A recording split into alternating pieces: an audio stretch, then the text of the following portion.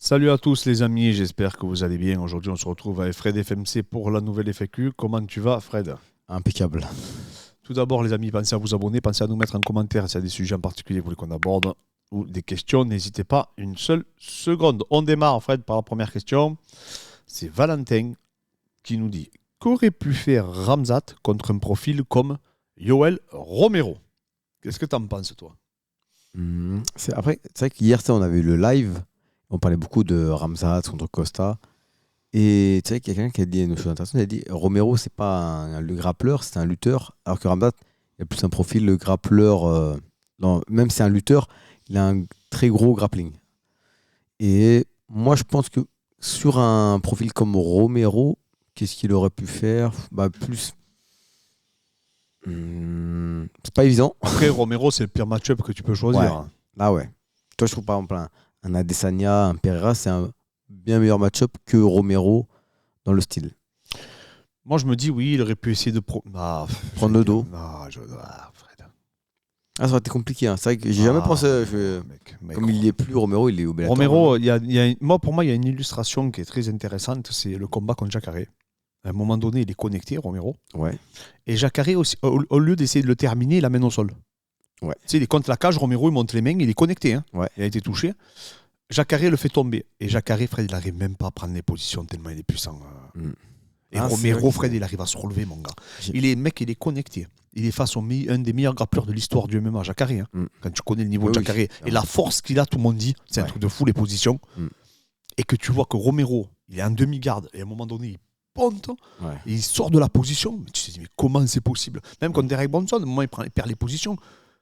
Je crois que même au moment il prend la montée, l'autre, il se relève, mon gars. Derek Bronson il domine sur le premier round, il le jette en l'air. Hein. Non, mais il se relève. Après, est-ce qu'il n'a pas un meilleur grappling que Derek Bronson, quand même, Ramzat? Oui, mais alors il n'a pas la puissance. Parce que Derek Bronson, je ne l'ai jamais vu perdre un premier round. Ouais. Sur le premier round, il est imbattable. C'est le mec qui a le meilleur premier round de l'UFC. À chaque fois, il roule sur les mecs. Je n'ai pas de souvenir de gros combats de grappling. Enfin, de mecs qui ont réussi à faire du grappling sur Romero. Tous, ils ont essayé. Whitman, Rockhold. Whitman, il avait essayé? Oui, il avait essayé. Il avait réussi à le faire tomber, mais il s'est relevé immédiatement. Il avait repoussé et après il a mis un coup de genou sauté, il a arraché la tête. Exact, ouais. Mais il avait réussi à dominer au début, je crois, Weidman. C'était dur, Fred. Il prenait des contres et tout en lutte. D'accord. Il est compliqué, Romero, parce qu'il a des petits tips. Au moment où tu le colles pas, mais il te balaye, tu tombes. Non, après, c'est le pire match-up. Hein. Ouais. Parce que tu sais, souvent, on dit oui, la lutte MMA. Nous, on est le premier à le dire. Hein. La lutte MMA, c'est pas la lutte olympique. C'est pas la lutte olympique. Et nous, par exemple, on arrive à amener des mecs qui sont très forts en lutte. Lutte libre, je parle, donc lutte olympique. Alors qu'on fait de la lutte MMA.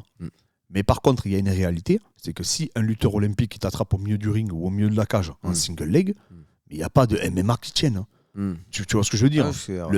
Oui, contre la cage, oui, effectivement, tu as des tips qui peuvent te permettre de défendre sa lutte. Ça, c'est vrai. Il peut être perdu. Dans la gestion de distance, il peut être perdu. Mais si par contre un lutteur de niveau comme Romero attrape le single leg ou le double leg, t'es mort. Après, tu penses qu'il essaierait d'amener au sol Romero? Non, mais je parle pour que les gens identifient le niveau de la lutte. Tu vois bien Rustam, il faisait même pas de MMA. Tous les mecs de MMA avec qui il a tourné ici, il les a tous jetés par terre, sans exception. Tu peux pas défendre. Le niveau technique est trop élevé. Bien sûr qu'après, contre la cage, il galère. Tu sais, il a pas de cage contrôle, il comprend pas et tout. Mais si au milieu de la cage, tu mets un jab, il arrive à passer, il a le single leg, t'es mort. T'es mort. Vous avez vu la vidéo de Paulo Costa? En fait, tu as vu le timing de Romero sur le double leg? C'est pas comme si Paulo Costa tournait et que Romero n'arrivait pas à l'attraper. C'est là où le MMA est différent de la lutte, parce que la distance n'est pas la même. Mais par contre, si Romero arrive à t'attraper dans ses mains, mec, c'est comme Cerudo. Hein. Quand il t'attrape, quand il est au contact et qu'il a réussi à attraper une jambe, t'es mort, mon gars. C'est des mecs qui ont fait ça. C'est des lutteurs de niveau mondial. Tu vois? Par contre, c'est vrai qu'effectivement. Dan Anderson, c'était un lutteur de niveau mondial. Il s'était fait amener au sol plein de fois. Hein. Ouais, mais c'est un Gréco. Déjà, c'est un Gréco. Oui, c'est un Gréco. Et Dan Anderson, c'est un mec qui a aucun fight IQ. Et c'est un mec qui veut à la bagarre. C'est vrai. Dan Anderson, il était connu. Il y a même des mecs qui ne savaient même pas qu'il était lutteur. C'est comme Gage. Gage, il vient de la lutte, mais il n'utilise jamais sa lutte. Tu vois? Par contre, un Cormier, je peux te dire qu'il en a fait voler des mecs. Hein. Quand Daniel Cormier a le single leg, t'es mort. Hein. C'est vrai que c'était dur. Tu sais, ou Ben Askren, ou tous ces mecs qui ont un niveau mondial, il n'y a pas de cinéma. Hein. Après, c'est pas dit qu'ils arrivent à t'attraper avec la boxe, etc. Mais s'ils arrivent à te mettre la main dessus, ça devient très problématique. Après, Ramzat, on l'a jamais vu sur le dos. Hein. Ça se trouve, sur le dos, c'est un monstre. Ça aussi, on le sait pas. Non, mais moi, je suis sûr et certain qu'en grappling, ça se voit qu'il est super fort. Ah ouais. Non, mais il est plus technique et tout, il n'y a pas de problème. Mais Romero, c'est un mauvais match dans le sens où il frappe comme nul. Au niveau stratégie, au niveau technique, c'est pas le meilleur match. C'est le pire match-up. Le mec, il frappe. En plus, il y a le KO Power. Encore, s'il n'aurait pas le KO Power. Est-ce que tu penses que Whittaker, c'est pas un plus mauvais match-up pour Ramzat? Au niveau de la vitesse, au niveau du. Est-ce qu'au final, Ramzat contre Whittaker, ce serait pas un rematch Volkanovski Islam? Oui, mais alors avec l'inverse, ça serait. Au niveau du poids, oui. Avec C'est Whittaker qui est 84. Ouais. Ah, Whittaker. Moi, je m'en suis pas remis du combat contre Vettori. Donc, pareil. Whittaker, il faut le voir pour le croire, en fait. Après, Ramzat, on parle, mais il faut le voir à 84. Si ça se trouve, il va être énorme. Si ça se trouve, il va être physiquement, il va être largué. Non, mais Whittaker, de toute façon, il y a une donnée qui est importante. C'est que. Et il est très intelligent, Ramzat. Et il a la même vision que nous. Dans le sens où, quand il a parlé des combats, il a dit il y a 2 mecs qu'il ne voulait pas prendre. Il a dit Whittaker parce que c'est un bon mec. T'as vu, il a dit non, Whittaker, je ne veux pas l'affronter, c'est un bon mec et tout. Mais on est fou. C'est le pire match pour lui de toute la catégorie. Il n'y a personne qui te dira le contraire. Hein. Et après, Paulo Costa, qu'on sait tous que c'est un très mauvais match pour lui, tactiquement. Après, ça ne veut pas dire qu'il ne va pas le battre. Hein. Mais comme par hasard, il a dit non, mais lui, il est nul, il ne m'intéresse pas. Donc en fait, il est très intelligent dans sa façon de se vendre. Parce que d'un côté, il a éliminé du coup Whittaker, et de l'autre côté, il avait éliminé Paulo Costa. C'est ça qui me fait peur pour Costa. C'est qu'il n'est pas plus bête que nous, Ramzat. Il sait que c'est un mauvais match. Maintenant, je pense que l'UFC, il doit lui faire un ultimatum ou je ne sais pas comment ça se passe. C'est officiel. Hein. Ah ben alors, si c'est officiel... Octobre. Si c'est officiel et que c'est en octobre... Mais en tout cas, je le trouve très courageux. Ah, il est courageux. On peut pas... Ah non, c'est un titan. Là, et que personne ne le critique. Là, parce que lui, par contre, là on peut dire, pour le coup, on peut dire qu'il ne choisit pas ses combats. Ouais. Monter de catégorie et prendre Costa. Ah, prendre Costa, franchement, chapeau. Il n'y a rien à dire. Et s'il bat Costa, c'est un monstre. La vérité, il faudra. Là, tu peux pas nier. S'il bat Costa, il peut battre n'importe qui. Ah, mais s'il bat Costa, c'est le titre direct. Là, oui, il ne faut même pas parler. Davy Katchou qui dit dans ton coaching, tu fais de l'optimisation de planning. Merci pour ce que tu fais. Merci à toi déjà. Alors, oui. Souvent, on dit à nos élèves, alors ça dépend, hein, mais on dit à nos élèves de nous envoyer leur planning pour visualiser la charge d'entraînement et essayer d'adapter s'il y a besoin. Parce que c'est extrêmement important. Il ne faut pas fatiguer les gens pour les fatiguer. Il faut les entraîner pour qu'ils progressent. Jay qui dit l'importance de la protéine et son grammage. Quel est le minimum à consommer pour une prise de masse? Alors, il y a beaucoup de papiers, vous savez qu'en ce moment, il y a un gros débat. Il y en a qui disent qu'à partir de 1,3 g par kilo de poids de corps, ça suffirait, etc. Maintenant, de façon empirique, tout ce qui a été observé par les bodybuilders, même, il y a quand même des papiers aussi qui vont dans ce sens. Moi, je dirais que pour une prise de masse, il ne faut pas être en dessous de 2 grammes. Tu vois, franchement, parce qu'on peut vous raconter ce qu'on veut, mais les tests qui sont effectués, même j'ai vu Schoffeld et tout ce qu'ils font sur les études, c'est pas des bodybuilders aguerris, c'est pas des athlètes qui ont une grosse charge d'entraînement. C'est quand même des mecs, c'est des étudiants en général. Ça requiert beaucoup moins de. Ouais, ça n'a rien à voir. Ils n'ont pas le niveau avancé qu'un lutteur va avoir physiquement, etc. Ils n'ont pas les mêmes besoins. Parce qu'un lutteur, physiquement, ça reste comme. Ou un lutteur, ou un athlète. Tout ce qui est sport de force, comme le crossfit, le rugby et tout. Ah, tu peux pas, c'est compliqué. Hein. Après, il y en a certainement. Ça peut pas être le même grammage qu'un étudiant.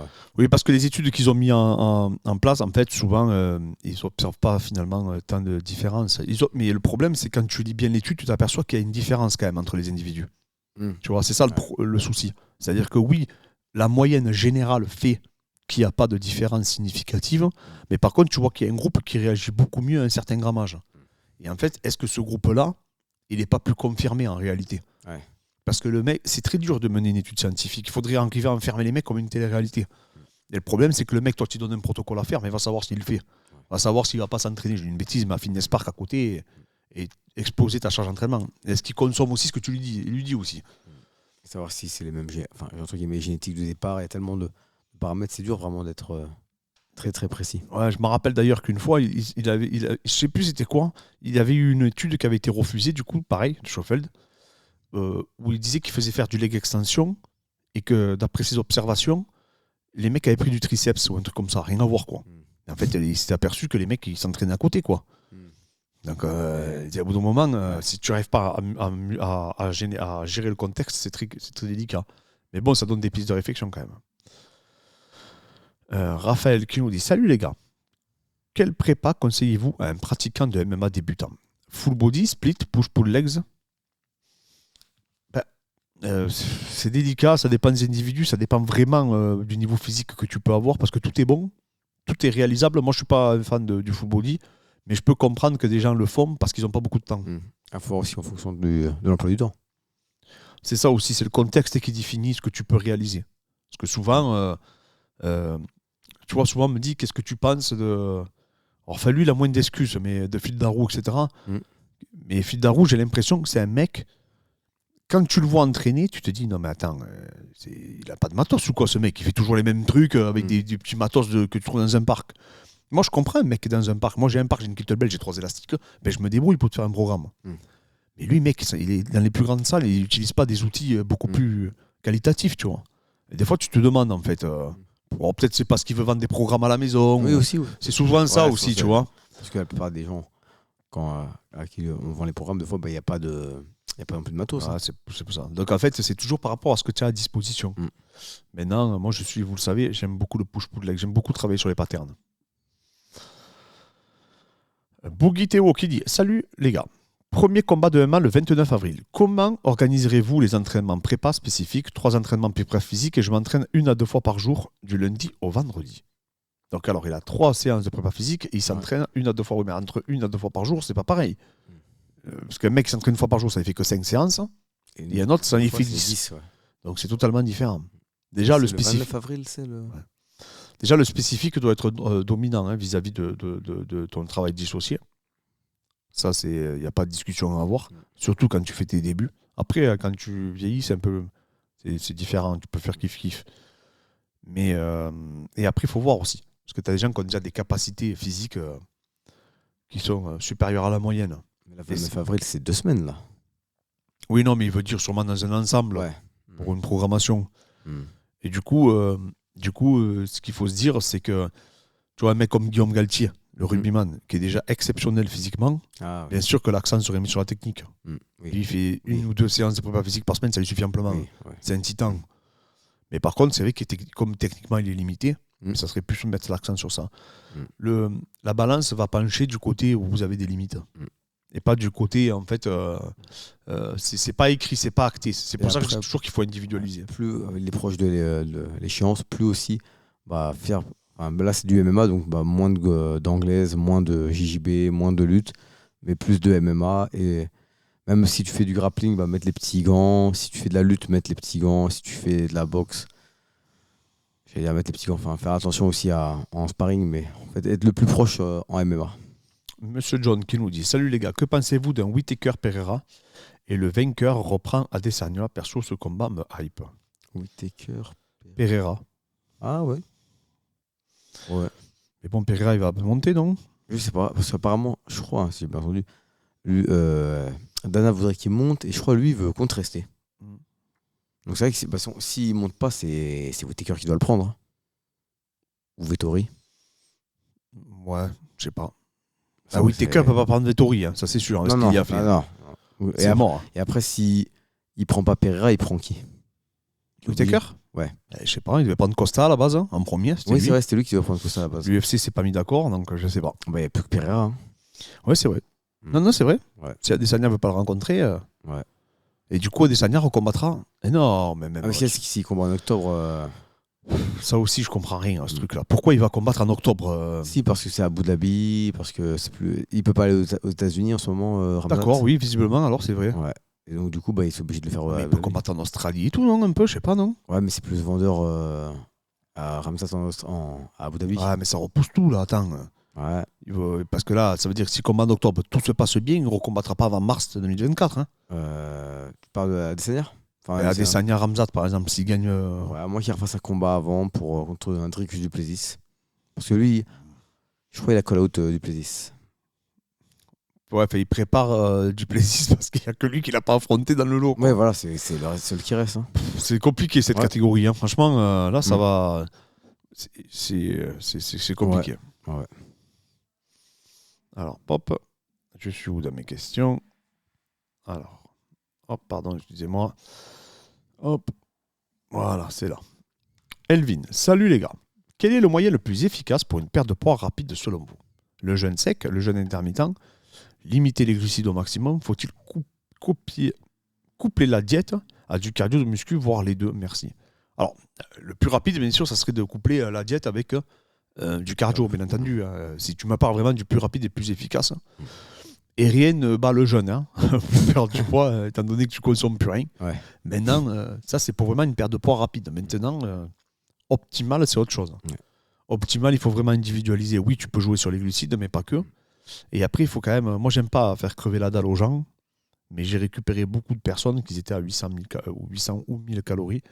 Et ça, je trouve ça terrible. Ouais. Quand tu as une tête de 90 kg, que tu as 1000 calories, c'est quand même triste. C'est dur, hein. Là, pour moi, c'est de l'hérésie. Le coach, je sais pas ce qu'il fait, quoi. Et des fois, un mois, les mecs. Hein. Ouais, et en plus, optimal, ça veut dire quand même garder de l'énergie pour s'entraîner. Ça veut dire aussi conserver au maximum ta masse musculaire, même si tu vas en perdre. Mais c'est des fois 1000 cal. Et sans glucides, il y en a certains. Ah non, mais des fois, ils font des décharges à 1000 calories, les mecs. Hein. Tu sais pas, hein, tu te dis... Je veux des mecs faire du sans glucides pendant un mois. Hein. Bon, non, mais après, là, c'est... Ça, c'est ce que tu faisais avant. Les anciens culturistes et tout faisaient ça. Mais bon, maintenant, je vois pas comment tu peux faire ça. D'ailleurs, félicitations à Axel Sola et Aldric Casata. Axel Sola, vous avez vu, ils m'ont remercié pour les conseils. Franchement, ils n'avaient pas besoin de moi.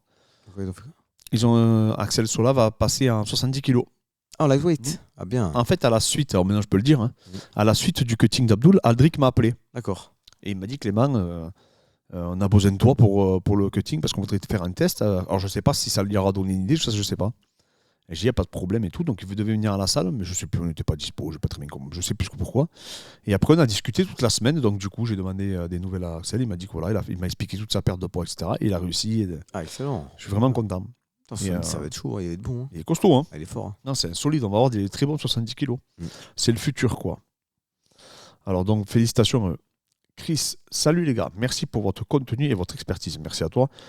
Sur l'opposition Khamzat-Costa, vous dites que Costa va être très compliqué à mener au sol et à soumettre pour Khamzat. Mais à l'inverse, comment Costa va battre Khamzat?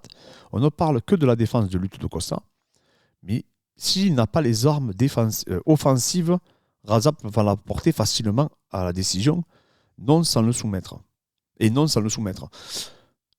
Le problème, c'est que du coup, comme j'ai voulu regarder la vidéo, il fallait que je retrouve la vidéo de Romero. Ouais. Donc j'ai cherché, donc je me suis revu le combat de Romero Costa. Ouais. Et alors? Eh bien, allez le voir, hein, je vous encourage à aller le voir et vous aurez la réponse s'il a des armes ou pas. Hein. Ah, il fait peur, Costa, Fred. Ah, je me rappelle plus. Mec, il y marche dessus à Romero. J'ai jamais vu un mec marcher sur Romero. D'accord. Il y fait marche avant. Allez, viens, on va se battre. Eh mec, il arrive comme ça là. Ah, franchement. Après, franchement, eux deux, là, c'est abusé. Je te dis, franchement, physiquement. Tu l'as vu la phase que j'ai mis, là, mon gars? Ouais. Oh, tellement. Entre Romero, la puissance qu'il génère, et Costa, la défense qu'il fait, ça fait faire comme une roulade à Romero. Ouais. J'ai jamais vu ça en luttant, en MMA. Deux mecs de 95 kilos qui roulent comme ça. Tellement l'impact quand ils se rendent dessus. Ouais. Et je vous conseille une chose. Regardez Romero, Costa, et après vous allez regarder Khamzat Burns. Ne faites pas ça. Parce que je l'ai fait hier. Après. Mais par contre, et c'est faussé. Oui, mais ça fausse, en fait, ta vision. Ouais. C'est-à-dire que. Et c'est pour ça qu'il faut faire attention. Parce que quand tu regardes Romero Costa et qu'après tu regardes Khamzat Burns, tu te dis que Khamzat il va se faire tuer au premier round. Il y a une telle différence de puissance et d'engagement que tu dis c'est pas possible, il n'a aucune chance. Mais après coup, tu te dis qu'il y a le cutting. Ouais. Tu te dis qu'à 77, le rythme est plus élevé quand même. Ouais. Bon, même si là, Romero Costa, ça a démarré direct. Hein. Il n'y a pas eu de round d'observation. Ils ont voulu en découdre les deux, tu vois. Ouais. Mais après, tu regardes Paulo Costa Rockhold, c'était pas ouf non plus. Ah, Fred, ça démarre fort, mon gars. Ah, je l'ai regardé hier. Ouais. Ah, Fred, ça démarre sur les chapeaux de roue. Ah non, ça démarre direct. De toute façon, Khamzat et Costa, le premier round, à mon avis, ça va être une guerre nucléaire. Mais alors, entre les deux, parce que Costa, il a Khamzat n'a aucun round d'observation. Et Costa, c'est le même. Hein. Il rentre sur toi. Il avance. Mais contre tous, il fait ça. Hein. Et là, c'est pareil. Contre Rockhold, va voir ça. Hein. Le premier échange, l'autre l'attrape, il y met des cacahuètes, comment il s'appelle Costa. Ouais. Fred, le bruit des impacts. Et quand tu sais qu'il y a brisé le nez direct, ça fait peur, je te jure. Écoute, même les impacts avec Romero, au moment où Romero il le connecte à Costa, mais tu te dis, mais comment il s'écroule pas, tu vois, il le prend plein fer. L'autre il tombe, Romero, au moment où il essaie de mettre un crochet, il tombe tout seul tellement il veut lui arracher la tête, tu vois. Et après, du coup, alors ils sont plus lourds. Et donc, le Khamzat qu'on va retrouver sera plus lourd aussi. Donc, les impacts seront plus puissants. Quand on voyait Jones contre Reyes, Tu vois Jones Reyes, tu te dis, mais il va pas. Ou Jones Maretta, tu te dis, mais il va faire quoi contre Gane, ce Jones-là? Ouais, c'est vrai. Au final, il a roulé sur Gane. Oui, bien sûr. Parce que c'était pas le même Jones non plus. Oui, mais on savait que Gane, c'est pas la défense de lutte de de Costa. Parce que j'y ai pensé à ce combat. Sauf que Costa, on l'a déjà vu au sol, on l'a déjà vu en lutte. Oui, tu comprends? Gane, on ne l'a jamais vu, à part contre Francis. Et Francis, c'est un striker. Là, on l'a déjà vu contre des mecs forts au sol et des mecs forts en lutte. C'est pas le premier qui va essayer de lutter Costa. Ouais. Alors que Cyril, là où il est très fort, c'est pas sur les défenses de lutte. Il est très fort pour gérer la distance. Costa, plein de fois, il s'est fait attraper. T'as aucune action de Cyril qui ressemble au sprawl de Costa sur Romero. T'en as aucune. Oui. Par contre, t'as des actions de Cyril qui ne se fait pas attraper. Comme Adesanya un peu, tu vois. Ouais. Mais Costa, le problème, c'est qu'on a des éléments. On a des éléments où les mecs arrivent à passer en dessous, arrivent même à serrer leurs mains derrière, et ils n'arrivent pas à le faire tomber. D'accord. Ouais, il écarte sa base, il sort les hanches, il les écrase. Et là, tu te dis... Après, il y a des possibilités, il y a des pistes. Moi, je pense la prise de dos, ouais. Oui, moi, je pense aussi qu'il faut qu'il cherche à prendre le dos. Hein. Contre les lourds, on le sait, Cerudo le dit toujours. Oui. Mais il y a beaucoup de mecs qui m'ont signalé qu'il allait se préparer avec Cerudo. D'accord. Comme il l'a fait déjà avant. Ouais, et je pense que s'il se prépare avec Cerudo, ça peut être très, très... Parce que s'il y avait un mec qui connaît tout ce schéma-là, c'est lui. Hein. Ouais. Donc après, voilà, à voir. Mais moi, je pense qu'il va faire la marche avant. Par contre, maintenant que j'ai revu les deux, je tenais à dire une chose. Je dirais que c'est 60-40 pour Costa. Ouais. Mais au premier round, je pense que les deux peuvent se connecter. D'accord. En fait, je pense que ça va être une bagarre générale, tu vois. Ah, tu penses que ça va être un brawl? Ouais, ça va être un brawl. Ah, moi, j'en suis quasiment sûr. D'accord. Parce que je vois à peu près... Je serais choqué qu'il amène au sol, qu'il soumette. Je vois pas comment... Enfin, je serais choqué. D'accord. Par contre, je serais pas choqué que ça parte. Donc, il n'arrive pas à l'amener. Ouais. Un peu comme contre Ikram, le même schéma. Ouais. Et que d'un coup, ça parte en bagarre générale. Et parce que Costa, il va vouloir en découdre. Et Khamzat, il est émotionnel. Mais parce qu'il prend des coups quand même, Costa. Et Khamzat aussi. Les deux prennent des coups. Les deux vont s'exposer. Moi, je pense que je serais vraiment pas étonné qu'ils se connectent un tour chacun au premier round, tu vois. Mais vraiment pas, parce qu'ils sont ouverts les deux. Hein, et ils en ont rien à foutre. Et ils ont un gros menton, les deux, aussi. Ouais. Après, ils prennent des coups quand même aussi. C'est vrai que Costa... Les deux, ils prennent des coups. Les deux, contre Burns, il a pas de garde, il en a rien à foutre. Costa, c'est le même. Hein. Ouais. Costa, pas de garde, vas-y, on y va. Donc, les deux, je pense que ça va partir en bagarre. Ouais, c'est possible. Et comme Costa, il pense être beaucoup plus puissant et il frappe quand même plus lourd. Pas plus de punch, mais il frappe plus lourd. Ouais. Mais je serais pas étonné que Khamzat le connecte. Maintenant que j'ai revu les combats hier, je vois plus ça se produire que Khamzat soumettre Costa. D'accord. Ah ouais, vraiment. Autant je vois Khamzat capable de le connecter, pas être meilleur, mais pouvoir sur un échange arriver à le toucher sur un contre, que d'arriver à le stabiliser, prendre sur un anaconda. Non. Ouais, je revois. Non. À un moment, il a je sais plus, mais je crois que c'est non, je sais pas si c'est Rockhold. Non, c'est Vettori. C'est Vettori, ouais, qui met son crochet un peu à la Khamzat là. Ouais. Non, il se lève avec lui, mon gars. C'est un sac à dos, il est là. T'es fou, toi. Tu peux pas. Il y a pas de. C'est un mec qui fait, tu m'as compris quoi. Ouais. Je te fais pas une dessin, mais là le mec il y a un problème. Et donc du coup, par contre, maintenant que j'ai revu les matchs, je pense que ça peut faire une bagarre à la Burns. Comme le dernier round il y avait eu, mais en une bagarre quoi. Tu vois, à toi à moi quoi. Jusqu'à qu'il y en ait un qui tombe. Comme tu dis, Costa c'est pas Burns. Par contre, Costa, on n'en prend pas même les kicks. Ah non mais purée, non mais à un moment il met un kick dans les avant-bras de Romero. Ah ouais. C'est une batte de baseball. Tu te dis, mais si tu le prends celui-là, il fait mal. Ouais, je revois. Franchement, non, mais par contre, je suis hyper mort parce que je te dis, les deux, ils sont généreux. Les deux, pour moi, Fred, les 2 premières minutes vont être ultra déterminantes. Khamzat va shooter. Ouais. Romero sait qu'il va shooter. Et là, si Khamzat n'arrive pas à le faire tomber, moi, j'ai très peu d'espoir qu'il arrive à l'amener. Je te dis franchement. Mais vraiment, il y a plusieurs combats qui me font dire ça, mais j'en parlerai plus quand je ferai l'analyse. Parce qu'il y a plusieurs mecs qui ont réussi à prendre le double escrime, mais Khamzat, il n'arrivait pas derrière à aller chercher. Donc c'est ce qui me fait dire que Romero, Costa, c'est sa spécialité, il escrime vite. Tu vois. Et même à un bras, à un moment donné, il a défendu Rockhold. Rockhold, il a les 2 bras, il a qu'un bras, il arrache comme ça, tu vois. C'est impressionnant. Non, franchement, même à un moment, il whiz, comment il s'appelle, il whiz Romero, mais tu te dis, mais comment c'est possible hein. Et je te dis, à un moment même, il tombe, et il me semble, il le lève à un bras, tu sais. Et tu penses que s'il est sur le dos, Costa, il ne sera pas trop limité Non. Il est pas mal sur le dos, Fred. Ah ouais, il travaille la demi-papillon et tout. Non, il est pas mal, je sous-estime. D'accord, je vois. Non, Fred, je te garantis, il est pas mal. C'est un grappleur. Hein. Il est pas mal. Moi, franchement, vous le prenez trop pour un mec qui débute le sol. Ouais. C'est pas un striker, Costa. Hein. D'accord. C'est un mec qui est fort partout, hein, vraiment. Pour le coup, lui, même sur le dos, il est bon. Il recompose bien et tout. Regarde le combat contre Rockhold, tu vois. Je regarderai ça, ouais. Je te dis, à un moment, il prend la demi-papillon, même il travaille bien sur les poignets. L'esgrime, quand il la prend, il sécure toujours la gorge et tout. Non, il fait les choses. Il a sweepé quand même Rockhold, hein. D'accord. Non. Attends, c'est le très haut niveau au sol, hein. Alors Marie, salut les gars, on dit souvent que la marche rapide sur le tapis est le meilleur moyen de brûler du gras sans accumuler de fatigue musculaire, contrairement à d'autres machines cardio type vélo, rameur. Vous en pensez quoi? Merci d'avance pour votre réponse. Alors, c'est le meilleur moyen par rapport au ressenti de ton effort. Mais ce n'est pas le meilleur moyen pour brûler des calories. C'est pour ça qu'on dit que c'est le meilleur moyen, parce qu'effectivement, par rapport à l'investissement psychologique, on va dire, parce que c'est pas très dur de marcher. Nerveusement, c'est pas... Et on peut dire nerveusement, mais le coup du coup, tu as le sentiment de brûler sans trop monter dans les tours. Ouais, monter dans les tours, quoi. Et ça, effectivement, c'est une réalité. Maintenant, c'est pas le mouvement, c'est pas la marche, c'est pas l'outil le plus efficace pour brûler, comment ça s'appelle, la graisse. Il y a beaucoup de culturistes qui le font parce que, comme ils sont très lourds, ils ont beaucoup de difficultés à courir, par exemple. Mais en tout cas, ce combat Khamzat-Costa, si c'est officiel, on va en parler pendant des mois. Hein. C'est officiel. Ah ben là, ça va être un truc de fou. C'est pour ça qu'on s'emballe là, parce que moi, je suis hype. En tout cas, c'est un combat, je te dis franchement, ça me hype autant qu'Adesanya Khamzat. Ouais, celui-là. C'est un combat de. S'il passe Khamzat, ça relance la catégorie. Franchement, s'il passe ça, écoute, s'il passe ça, c'est le nouveau Conor, mon gars. Ouais. C'est la nouvelle star du MMA mondial. Moi, je te le dis clairement. Il n'y a même pas de débat. Parce que là, il aura passé un mauvais match-up. Et là, pour l'arrêter, il va falloir te lever de bonheur. Le zèbre sort de la caverne. Salut Fred et Clément. Que pensez-vous des programmes d'entraînement minimalistes?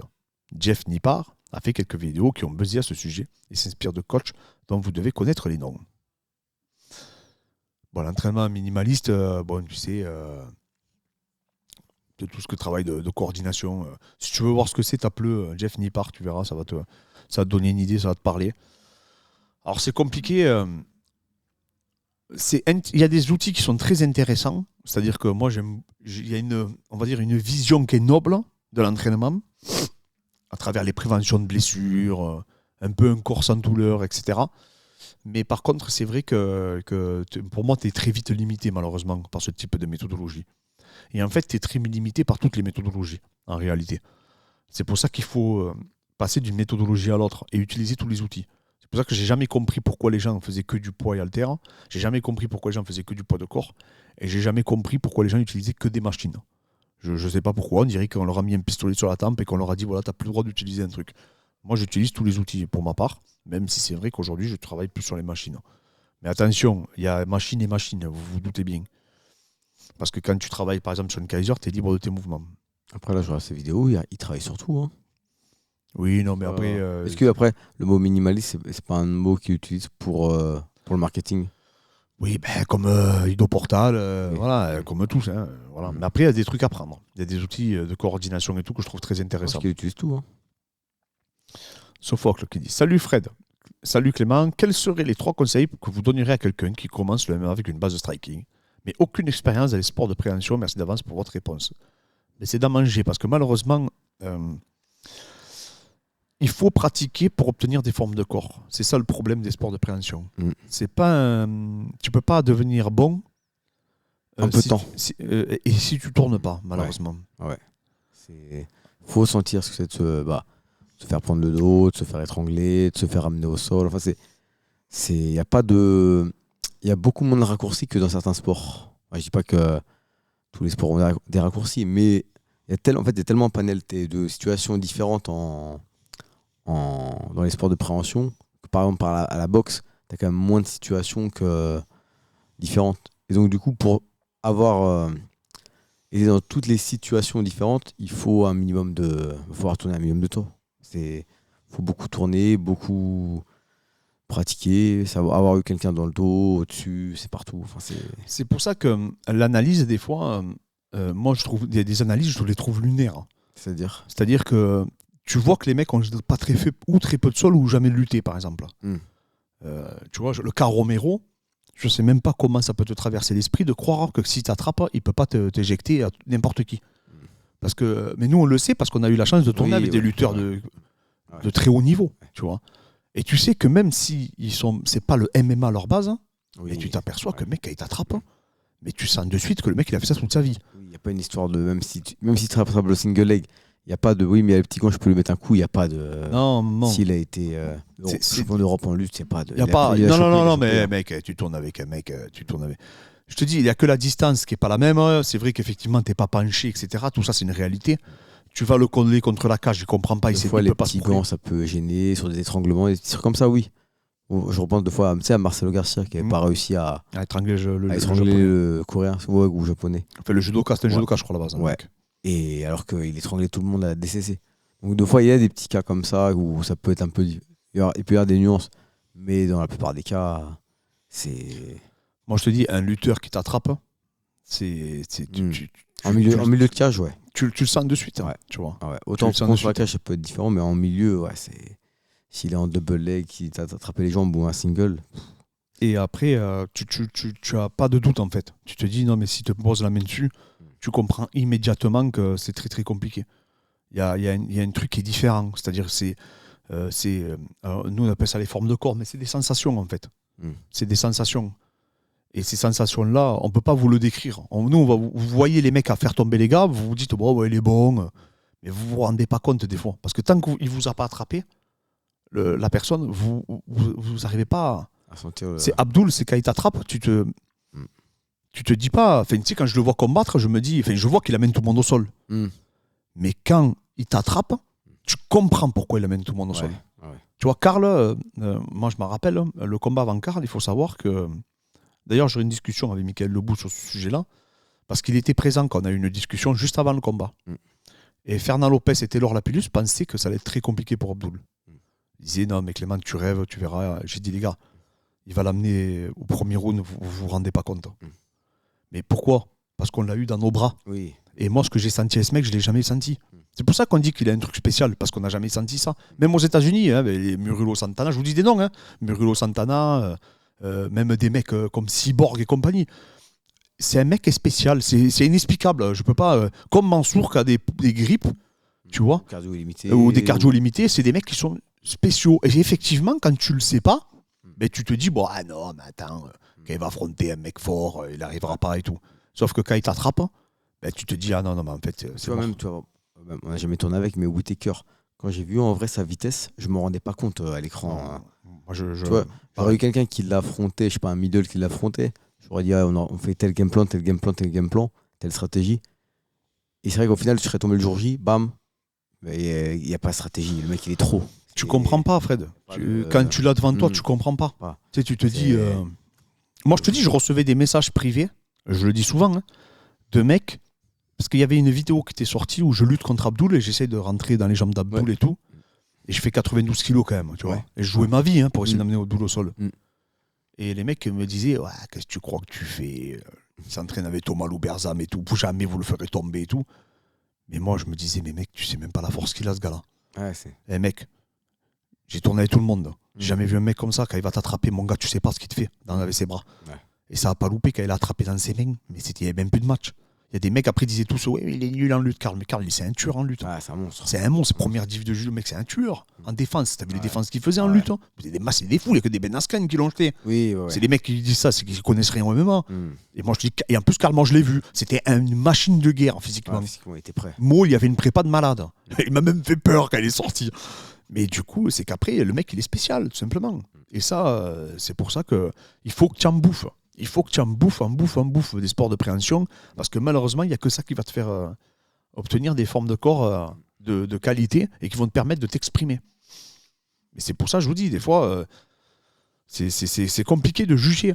C'est vrai que des fois, nous, on dit, la quantité, pas trop de quantité, pas trop de quantité. C'est vrai que des fois, on a ce discours-là de ne pas faire pour faire. Mais au début, il faut faire pour faire. Au début. J'exagère, mais. On avait parlé avec Thomas Louberzam de ça, parce que Thomas s'entraîne très peu. Thomas Louberzam, il est connu pour s'entraîner très peu. Mais bien. Oui, mais bien. Mais par contre. Parce qu'il a atteint un niveau, il peut se le permettre. Exactement. Et donc, en fait, on en discutait. Il me disait que oui, quand il était jeune, par contre, il s'entraînait beaucoup plus. Il s'entraînait beaucoup. Exactement. Au Brésil et tout, il tournait énormément. Le temps de faire son jeu. Maintenant, bien sûr, qu'il sait sur quoi il doit bosser. Voilà. Surtout que lui, il a son système, il s'y tient. Oui. Salut Clément, Fred et les balaises. Merci à toi tout d'abord. Merci à vous de proposer un contenu de qualité et de façon constante, tout en restant sympathique. Merci à toi.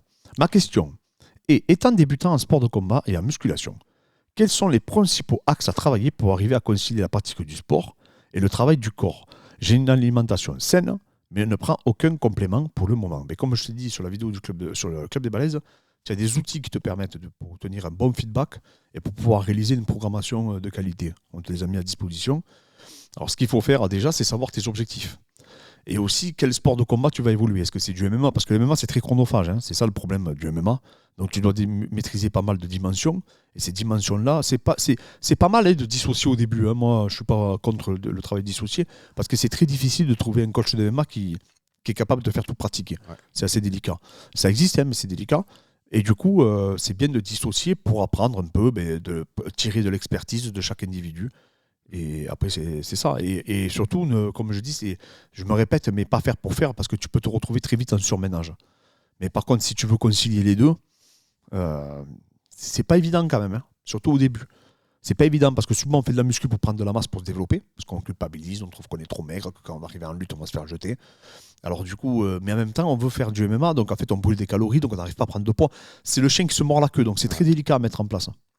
Donc c'est pour ça qu'il faut vraiment que tu individualises ta préparation. Là, il veut quoi? Concilier prise de masse et... Non, on fait de la musculation spécifique. Ouais. Et c'est vrai que ça paraît facile à dire comme ça, mais ça paraît facile quand c'est de l'entretien, quand c'est... Après, pour optimiser, c'est plus compliqué. Maxime qui dit « Salut Clément et Fred, encore bravo pour votre pertinence et votre productivité sur la chaîne. Sans aucun doute, le plus intéressante de la même affaire. » Merci beaucoup. Alors, on ne sait pas aussi où c'est qu'on se situe avec Fred, parce qu'il y a pas mal de mecs qui disent qu'on est une chaîne de fit game. Ah ouais? Oui, parce qu'on parle beaucoup de prépa physique, c'est vrai. Non, mais c'est vrai. Donc, je ne sais pas si on fait partie. On a une salle de MMA, donc on parle beaucoup de MMA. On entraîne beaucoup dans tête de MMA, mais en réalité, on a plus de gens qui ne font pas du MMA à la salle que de gens qui font du MMA. Oui. Donc voilà. Mais en tout cas, merci. Question pour Fred. Pourrait-il nous parler un peu plus de son parcours au Brésil? Sujet abordé dans le document Rise of the Top, il me semble, mais peu depuis. Ton parcours quoi? Ton parcours au Brésil. Au Brésil? Ouais. Force à vous. Et on attend les débuts de l'UFC, d'Abdoul à l'UFC. Alors, je suis parti une première fois au Brésil en 2010. 13 ans, mon petit, t'imagines? Ah, c'est pas simple. J'ai l'impression que c'était hier, grave. Donc c'était en 2010, et donc je me suis entraîné chez Ricardo Vieira. Parce qu'à la base, j'étais fan de Léo Vieira, son frère. Mais sauf que Léo Vieira, il était à Sao Paulo. Non, il était à Sao Paulo ou aux États-Unis. Et moi, je voulais aller au Brésil. Donc j'étais parti chez Ricardo Vieira à Checkmat, donc à Fight Zone. Donc je me suis entraîné la première fois 3 ou 4 mois. Et après, du coup, je suis reparti. Cette fois, j'y suis resté plus longtemps. Et donc pareil, j'étais chez Checkmat et j'étais parti aussi à Porto Alegre chez Gustavo Campos, qui a co-créé le Athos avec Ramon Lemos et André Galvao. Donc j'étais parti à Porto Alegre plusieurs mois et après je suis revenu à Checkmat. Voilà, donc pour le parcours, j'ai fait un entraînement à la RFT. C'était Johnny Frachet qui m'avait amené. D'accord. C'est Johnny, j'avais rencontré avec Ludo Pereira. Il m'a dit oh, viens essayer. Moi je faisais pas de nogi, je faisais que du kimono. Il m'a dit viens à la RFT et tout, viens tester. Et je me suis dit allez, pourquoi pas, j'aime bien, je suis curieux. C'était Chromado à l'époque, toujours Chromado qui donne les cours. Et c'était une salle, un four. Ils sont réputés pour ça. Hein. J'avais bien aimé, c'était sympa. Je me rappelle, c'était Cash Control, moi je connaissais rien, j'avais jamais lutté, je faisais que du kim. Il m'avait mis avec une combattante, ouais, mais elle faisait quoi, 50 kilos. Et c'était un four, moi tout le monde était en sueur. Et elle avait une combi, tu sais, la combi sudation là. Et elle commençait à faire à moitié un malaise. Et moi je faisais même pas. Il me dit, va. Elle va mourir la pauvre. Des fous, malades, des fous. Les Brésiliens, c'est des fous. Mais c'est un pays exceptionnel, franchement. Et il y retourne là, il va s'entraîner chez David Ramos. Ouais, dans 2 semaines. Et j'essaierai de vous faire des petits comptes rendus là-bas. Et franchement, ça va être sympa quand même. Et tu t'es entraîné avec Yuri Simoes, qui a été champion de la DCC. Ouais, à l'époque, Checkman, il y avait Yuri Simoes, Jackson Souza. Il y avait Léandre Rollo qui était passé. Bon, il n'était pas Checkmat, mais il était passé. Tu m'as dit un monstre. Hein. Ah, c'était un tueur. C'était un tueur. Il avait fait des guerres, mais monstrueux. Non, franchement, c'était top. Ouais. Franchement, c'était une belle expérience. Tu sais qu'il y avait Lachlan Gilles à l'époque qui était venu. Ah, il n'était pas connu encore. Il était avec sa copine. Et c'était pas encore le Lachlan de la DCC. Hein. D'accord. Mais il était pas. C'était pas le Lachlan de maintenant, tu vois. C'est incroyable, hein, la progression des mecs. Des fois, tu sais que Yuri Simoes, Tu m'as toujours dit, Ouais, franchement, j'aurais pas. Tu m'aurais dit à l'époque, lui, il va être double champion ADCC. Triple champion, même maintenant, il a gagné l'Absolute aussi. Ouais, c'est vrai. Quand même, il va affronter Gordon Ryan. Mais je t'aurais dit, mais pas lui. Ah, tu m'as dit, il y avait des mecs plus forts. Ah, je pouvais te citer, allez, j'exagère, mais peut-être. J'allais dire 10 noms, peut-être pas, mais 6-7 noms que j'aurais plus misé sur eux que sur lui, tu vois. Donc, deux fois, tu vois, que c'est. Plein de fois ça m'est arrivé où deux fois je me suis dit lui tu vas voir il va tout exploser. Au final j'ai rien fait. Et deux fois des mecs, c'est pas non plus des mecs pas doués, je veux pas dire c'est pas des. Ils sont quand même très forts. Mais deux fois t'aurais pas misé sur eux, tu vois. Et au final ça bosse plus dur, plus intelligemment, ça perce un peu plus tard. Tu me disais qu'il avait des moyens en plus, Yoris Morris. Ouais, son père qui pouvait le supporter les voyages aux États-Unis et tout, donc du coup peut-être ça aide aussi, ça crée un contexte. Mais il y a des comme quoi deux fois on peut pas dire lui ça va aller là, lui ça va réussir, lui ça va pas réussir. Il y a une part aussi de hasard. Ouais, bien sûr. Et sinon pour revenir au Brésil, à dire tourner, et franchement si vous avez l'occasion, c'est vraiment une super destination pour s'entraîner. Tous les clubs sont c'est pas le niveau là United, tu vois, United où c'était vraiment, on te rappelle. United, on est arrivé là-bas, les gars. C'était. Ou même Fidanor, je te rappelle, c'était quand même gros niveau. Ah, United, c'était pire. United, ouais. United, on est arrivé, les gars. Ils ont vu 2 gringos, ils ont dit, on va se les faire. Donc c'était 10, que des tueurs à gages. Ouais, voilà. Donc c'est pas à ce niveau-là, mais comme de quoi faire et comme c'est comme sympa. Ouais. Non, mais voilà, de toute façon, j'espère que tu vas nous faire un petit vlog là. INS Bans qui nous dit: tu penses quoi du combattant Baki Baisangour? Sinon, super taf, merci à toi. Baki, t'en penses quoi, Fred? Baki Baisangour, qui est préparé par notre ami Eddie Carda et Nabil. Et c'est exact, ouais. Qui est nos élèves, Nabil. Ouais. Moi, je le trouve très complet, très. Physiquement, je le trouve. Moi, je te l'ai toujours dit, dès qu'on l'a vu torse nu, je te rappelle, c'était à Baouares, c'était en septembre avant l'UFC. Impressionnant d'être à 21 ans aussi, 22 ans, maturité physique. Et c'est vrai qu'il y en a un qui avait dit dans le chat, c'est que comme il a commencé jeune le judo, ça a pu aider à. Ah oui, mais complètement. Et c'est sûr. Tu vois ses balayages et tout qu'il a mis à Greg MMA par exemple, j'étais assez impressionné. Ouais, c'est vrai. Et donc, il a un gros physique, il est complet. Donc pour moi, il a tout. Après, faut laisser le temps. Faut monter les échelons petit à petit et ça va se faire. Il est fort à tout. Il n'y a que des témoignages qui vont en sa faveur. Tous les gens qui disent qu'ils l'ont tourné avec l'entraînement avec lui disent qu'il est super fort. Grosse lutte. C'est vrai qu'il n'a pas une spécialité à proprement parler. Ouais. Il est pas ultra fort dans un point fort, par exemple. Mais il est tellement jeune que sa marge de progression est, à mon avis, assez élevée. Et tu vois, à un moment donné, je me disais, j'avais le discours, mais il fait quand même que des décisions, il finit pas les combats. J'avais le discours de si tu finis pas les combats dans tes premiers combats, c'est pas bon. Et je me suis rappelé Kamaru, et si on regarde Kamaru, la plupart de ses combats, c'est que des décisions, dans toute sa carrière.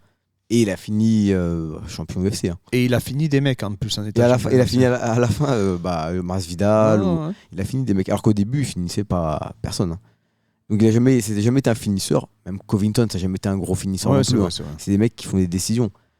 Et deux fois, je me dis, mais quand tu finis pas le mec tôt, c'est mauvais signe. Ah, bien sûr. Mais au final, tu as des mecs qui font des décisions toute leur vie et ils vont loin. Oui, parce qu'après, c'est vrai qu'un Ramzat qui finit les mecs en 2 minutes, c'est impressionnant, quoi. Ouais, ça crée une aura de ouf. Ça crée une hype. Tu vois, Ramzat, il arrive, il porte le chinois, il parle à Dana White, tu le claques par terre, il le soumet, tu te dis, c'est pas possible. Ah, voilà. Connor qui arrive, bam, il éteint tout le monde. C'est vrai. C'est vrai que tu as plus de hype pour ça, mais. Oui, parce que tu vois, Rabib, son premier match, il affronte un mec, je sais plus comment il s'appelait, le tout premier là qu'il a affronté. Ouais. Tu sais, le combat où il y a des trucs qui se moquent de lui parce qu'il sait pas de boxer. Ouais, je me rappelle, ouais. Mais tu vois ce mec, tu dis, mais il fera rien lui à l'UFC, c'est pas donné coup de poing. Ouais, c'est vrai, ouais. Il est maigre, en plus, il est tout maigre. Ouais. Et il galère à le faire tomber à moitié. Ouais. Après, tu vois le combat avec Gleison Thibault, tu te dis. Bon, après, Gleison Thibault, c'était un tueur. Ouais, c'est un tueur, mais tu peux pas te dire, c'est. Ah non, mais après, il sait gagner, il a ce mental aussi à jamais lâcher. Et qui t'affronte à toi, ou qu'il affronte Conor McGregor, ça sera le même, lui. Il gagnera. Tu vois, même il va faire ce qu'il sait faire. Tu vois, et ça, c'est énorme psychologiquement. Ils font pas la distinction, en fait. Et ça, c'est incroyable. C'est-à-dire que. Non, c'est ça. Et Baki, je pense que ça. Tu as très bien résumé. Et moi, je te dis, c'est son relâchement qui me choque. Cette maturité, cette confiance en lui. C'est le premier combat qu'il avait fait au Ares. Contre Sardi, non? Ouais, c'est ça, ouais. Ah, c'était impressionnant. Non, franchement, c'était impressionnant. La détente qu'il avait. Même le timing et tout, c'est impressionnant. La détente, parce que être détendu aussi jeune devant un public, parce que être bon à l'entraînement c'est une chose, mais t'as les caméras, on parle de toi, il est attendu au tournant lui. Hein. Ouais, surtout que t'es attendu, ouais. Et être aussi décontracté, je trouve un peu moins décontracté sur ces derniers combats peut-être. Parce que l'enjeu est différent, tu vois, maintenant l'enjeu est différent, mais non, mais je pense que vraiment c'est un problème pour cette catégorie. Moi je pense qu'il ne faut pas le sous-estimer, et en plus c'est un bon jeune, vraiment super mentalité. Est-ce qu'il ne devra pas descendre de KT à un moment donné? Il n'est pas très grand, c'est vrai. Il va le voir. Hein. Ouais, tu sais, au bout d'un moment, tu t'en rends compte. Quand tu arrives au haut niveau, tu vois, tu t'en rends compte, quoi. Ouais. Je pense, hein, c'est possible. Mais il est quand même costaud. Hein, mais bon, après, c'est vrai que les mecs, c'est encore une autre dimension. Hein, les je sais pas s'il cut beaucoup. On sait pas. Hein. Je sais pas. Je sais pas. Il faut te demander à Eddie, mais je sais pas vraiment. Du coup, Baki, à chaque fois, j'ai eu je sais pas combien de questions. Baki Doumbé, comme d'habitude. Mais bon, à chaque fois, ça se fera jamais. Mais. Et là, du coup, ce qui anime les réseaux sociaux, c'est de savoir si Doumbé va signer à l'UFC. C'est surtout ça en ce moment. Je ne sais pas combien de questions. Il est un peu... Moi, je peux pas croire qu'il signe pas à l'UFC. C'est pas possible. Voilà, c'est impossible. Même s'il dit qu'il signe pas à l'UFC, je ne pourrais pas le croire. Non, c'est pas possible. Il fera jamais ça. C'est impossible. Moi, je n'arriverai pas à le croire. Même si je te dis, il montre un contrat de, je sais pas, du PFL, je ne croirais pas qu'il ait signé au PFL. Je peux pas croire ça. Avec tout ce qu'il a dit, c'est pas possible. Et surtout qu'en plus, s'il appelle l'UFC le prend. Enfin, c'est pas comme si... L'UFC le veut, c'est sûr. Ah ouais. C'est pas comme si l'UFC le veut pas. Après, on va nous dire qu'il a des propositions, mais bon, il a des propositions, tu peux pas. Non, moi je peux pas le croire. Moi je suis sûr qu'il va signer, j'espère en tout cas, qu'il va signer à l'UFC et qu'on va pas le retrouver par exemple au Bellator. Ce serait dommage. Ce serait dommage, ça serait surtout. Moi non, mais j'arrive même pas à le concevoir. Donc, même lui, il veut pas, il veut l'UFC, je pense. Oui, parce qu'il défie. Enfin, il a jamais parlé du champion du Bellator, par exemple. Il sait même pas c'est qui, le champion du Bellator. Non, il parle toujours de Ramzat, de comment il s'appelle, de Colby, de Kamaru, de Leon Edwards. Il a jamais cité un champion du PFL ou du Bellator. Il sait même pas c'est qui. Même au final. Le PFL, ce sont les connaisseurs qui connaissent. C'est pas le fan lambda, il connaît même pas le PFL. Il connaît un peu plus maintenant. Il y a Anthony Salamone, parce que ça passe sur RMC. Mais sinon... J'ai eu beaucoup de questions aussi sur lesquelles on ne peut pas répondre encore, les amis. Hein. Mais on y répondra. Sur Aratic, ce qui est sorti hier. Pour l'instant, on ne peut pas trop en parler. Et du coup, on fera une vidéo de toute manière sur le sujet. Et du coup, après, surtout, j'ai eu beaucoup de combats suite à la déclaration de Fernand par rapport au salaire que le PFL aurait proposé à Abdoul. Et on vous confirme que c'est vrai. Ils ont proposé un salaire digne d'un top 10 UFC à Abdoul pour qu'il intègre le tournoi du PFL. Voilà, sachez-le, les amis. Directement le tournoi, c'est-à-dire sans passer par les phases préliminaires. Par les phases Europe, un peu comme Mansour, quoi. Oui, ça va. Donc voilà, avec un salaire digne du top 10 UFC. Oui, c'est ça. Ouais, ça va. Sauf qu'Abdoul veut aller à l'UFC, pour le coup. Donc voilà, les amis. La FAQ se termine. Merci encore à tous, comme d'habitude, de nous suivre. Un petit like, ça ne mange pas de pain. On vous remercie encore à tous. On se retrouve demain pour le live, comme d'habitude. Je pense que ce sera vers 19h15, pareil, 19h30. Et on vous remercie encore à tous, les amis.